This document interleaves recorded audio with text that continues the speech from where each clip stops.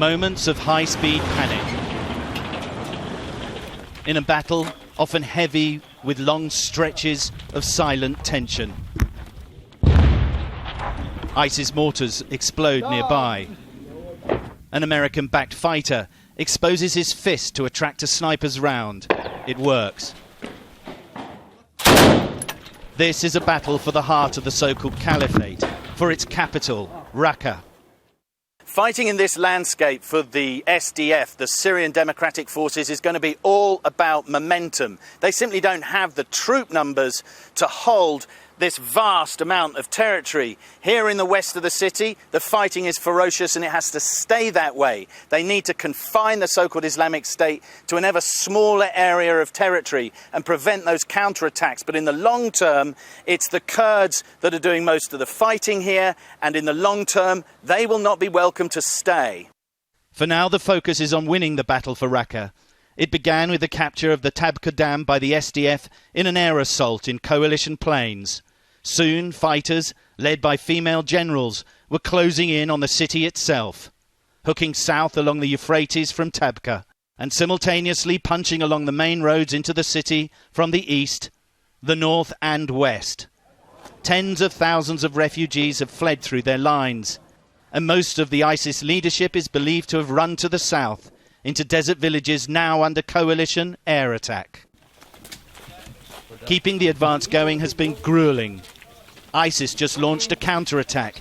Using tunnels, the extremists got behind the SDF lines. Cut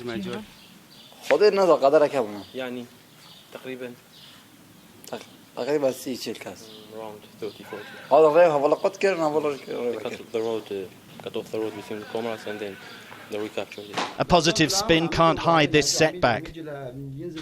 We got about another kilometre further forward before we were chased out by the Syrian Democratic Forces and coalition special forces, because the situation here is extremely unstable.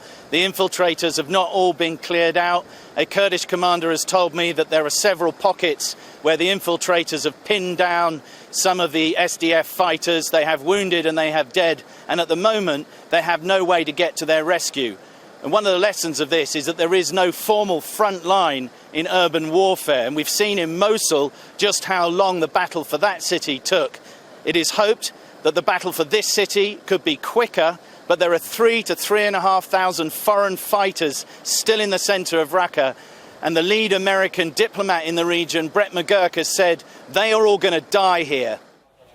But Syrians fighting ISIS are now looking to a future in Raqqa beyond the cult.